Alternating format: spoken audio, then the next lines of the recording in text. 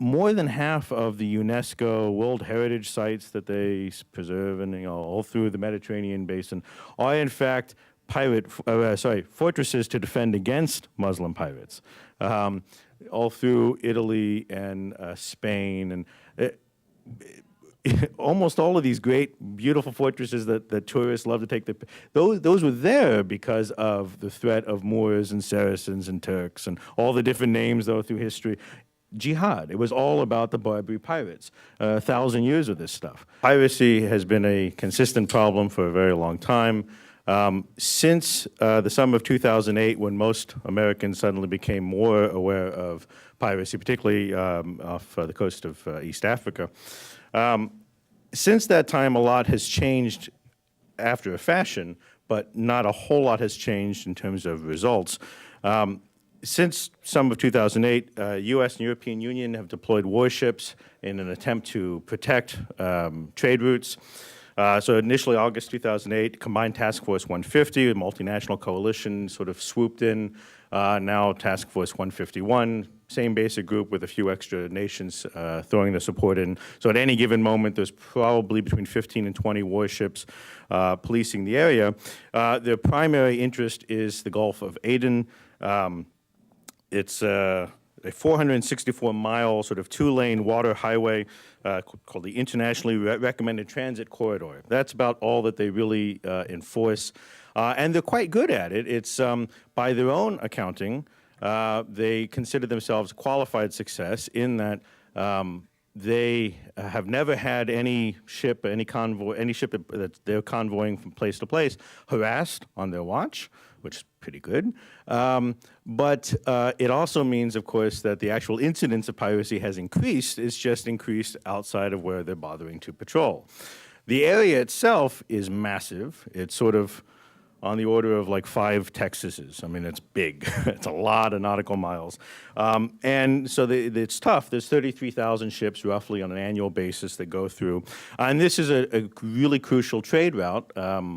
At least 10% at least 10% of all petroleum that gets shipped out of the Gulf of Arabia at some point is within striking distance. So it's a huge issue for national security just at that level. And of course, the piracy from Somalia is off the coast of Somalia is sort of the most crucial aspect of this for a couple other reasons, which I'll get into in a second. One other thing that is worth highlighting, besides just this armada, if you will, this coalition of, again, 15 to 20 warships, the UN has passed various resolutions in order to try and beef up an international legal component to this so that these guys can be confronted and fought off. So there's no territorial claims off Somali water anymore for this kind of thing. And this is all sort of the nomenclature of international organizations. It's mostly a lot of bureaucracy, but they've done their best to try and alleviate that so that Western nations, if they so chose, could actually fight the pirates, which mostly they do not do.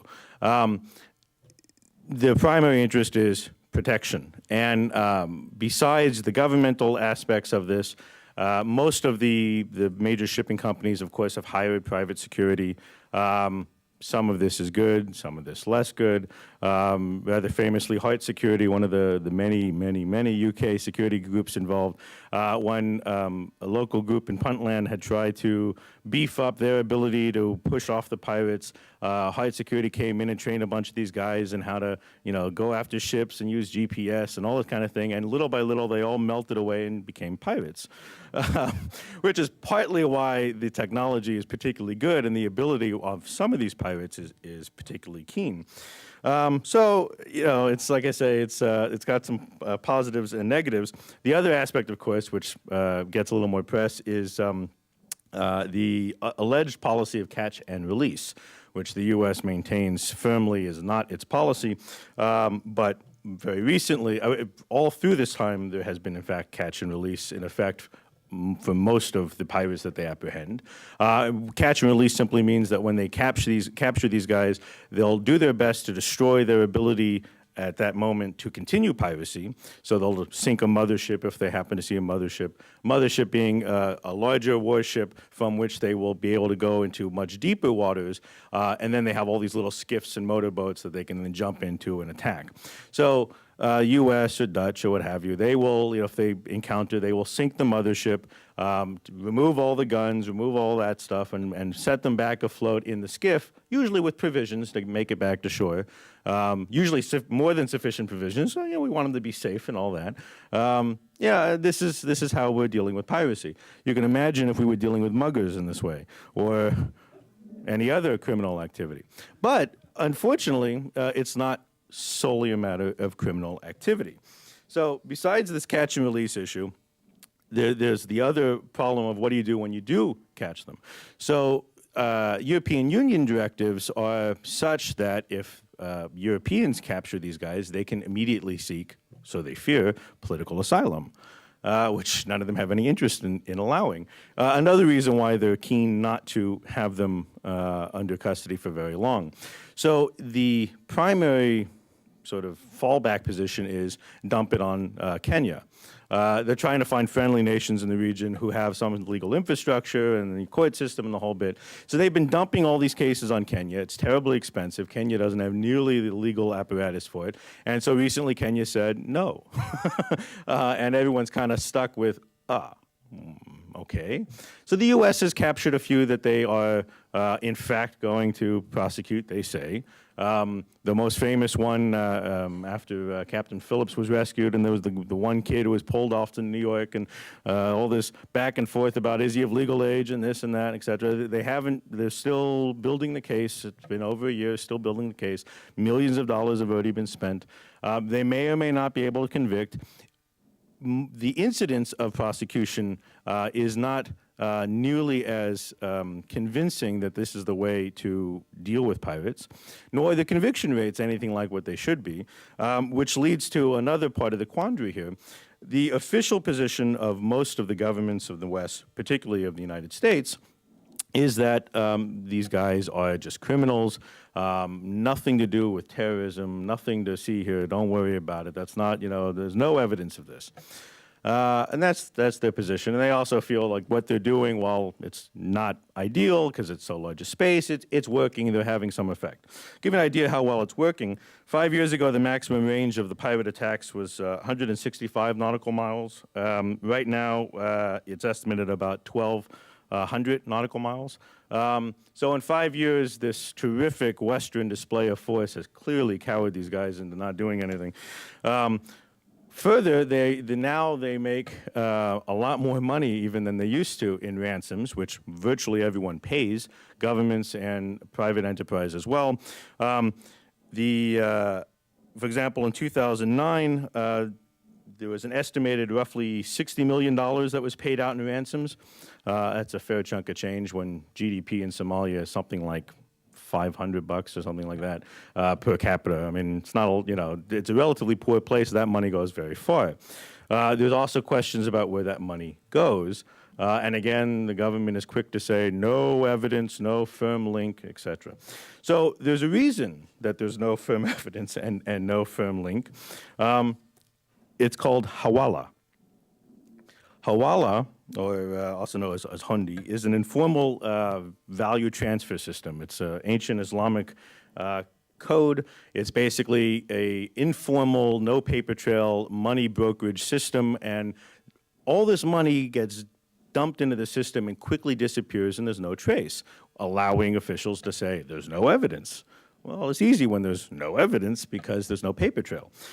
People closer to the region who know this stuff well, and the security folks who were involved in the negotiation of hostages and all this sort of thing, they beg to differ. I'll quote one in particular here, Bruno Skimeski, who's former chairman of the Somalia Monitoring Group from 2004 to 2008.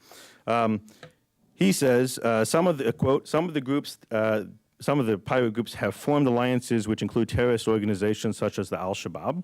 The pirate group started to train a maritime component of the Al-Shabaab to engage in piracy and the smuggling of foreign fighters in Somalia. The Al-Shabaab, on the other hand, provides military training and arms to the pirate group, so it's mutual. Between 10 and 50% of the ransom, depending on the nature of the relationship, is paid directly to Al-Shabaab. So 10 to 50% of roughly 60 million bucks. In that region, that goes an awfully long way.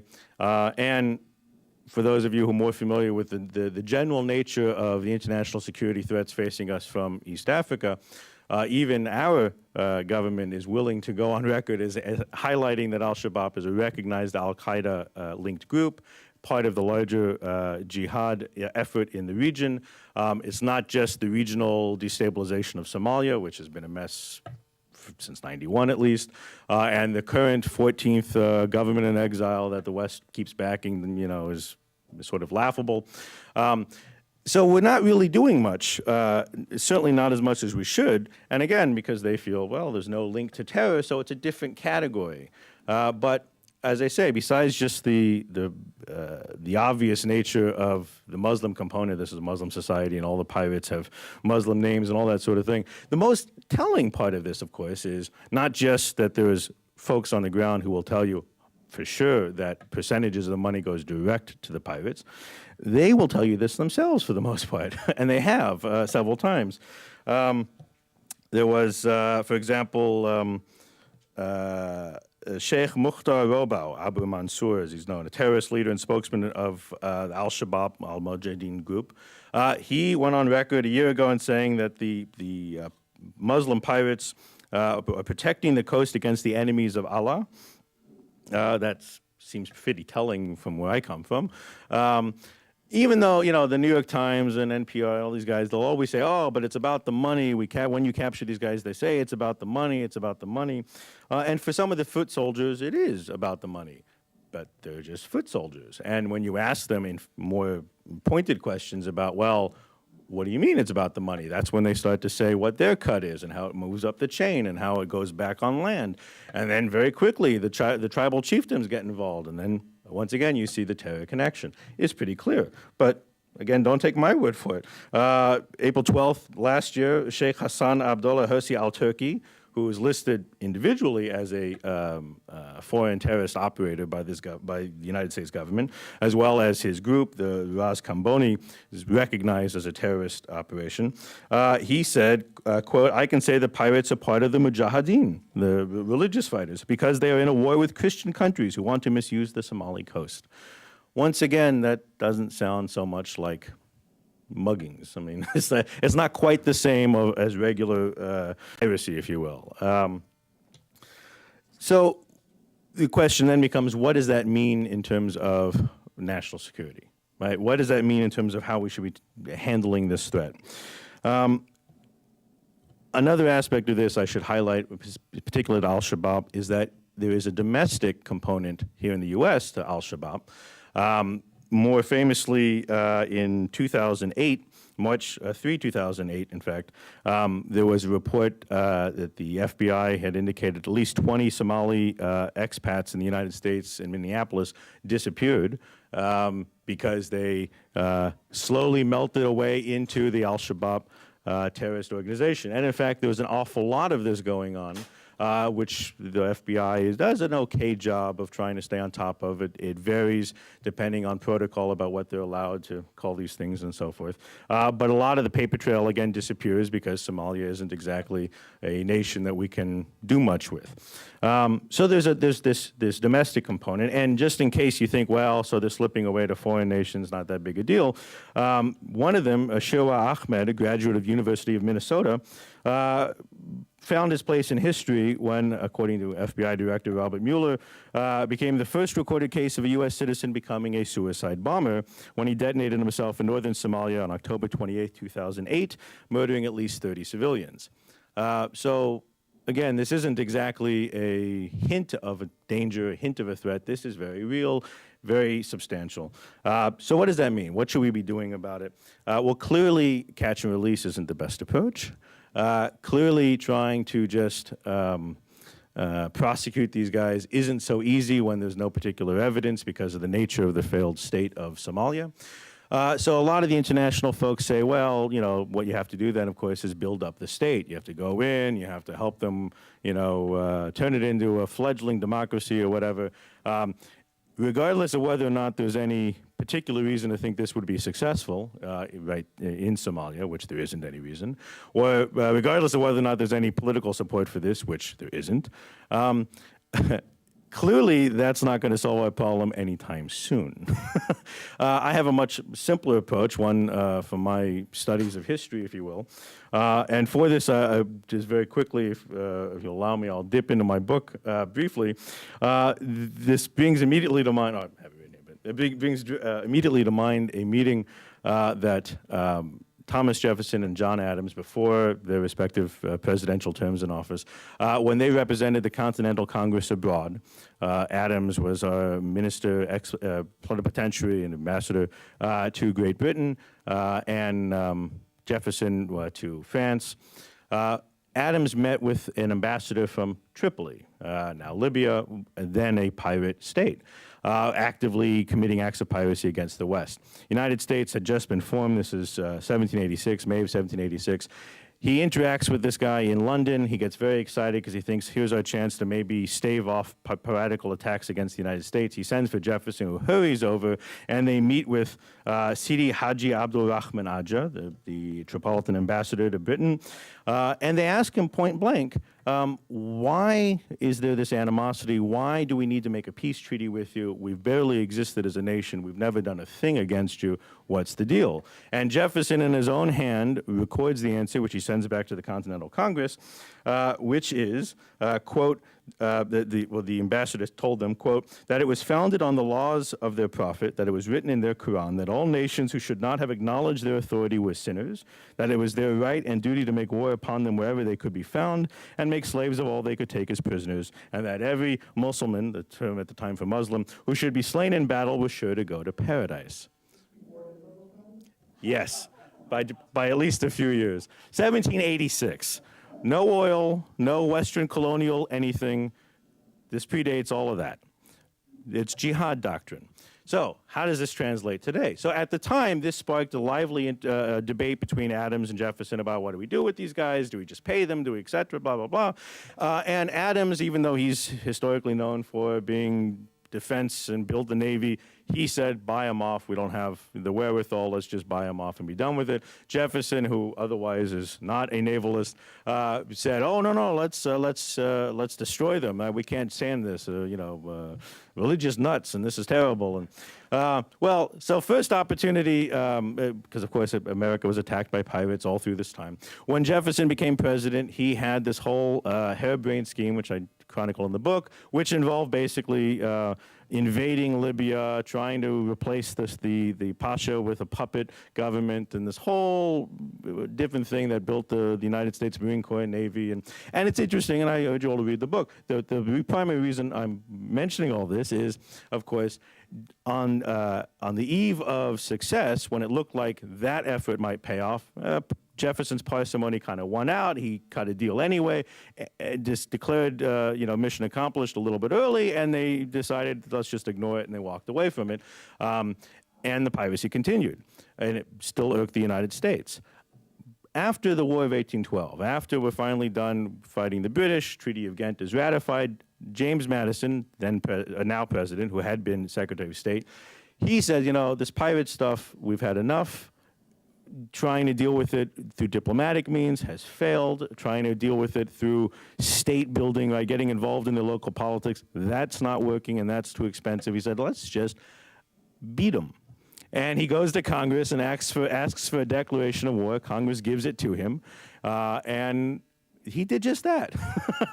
Stephen Decatur went in and at the cannon's mouth ended piracy. It not only ended piracy against the United States for good at that point, but it inspired the European powers to say, well, if America can do this, we can do this. And a combined Dutch-English fleet went in and decimated them. The only ones who wouldn't refuse to be involved were the French, who continued to be suffer piracy and eventually had to invade Algeria in 1830. And only then did it end for them. And they inherited their own problems. So in terms of how to deal with this now, what we should be doing, whether it's official or not, there's different, I'm no legal expert when it comes to international law about what we should and should not be declaring. But what we should be doing is killing them. Right? This isn't rocket science. Right? Everyone says, well, if you just raise the cost of piracy, it'll deter them.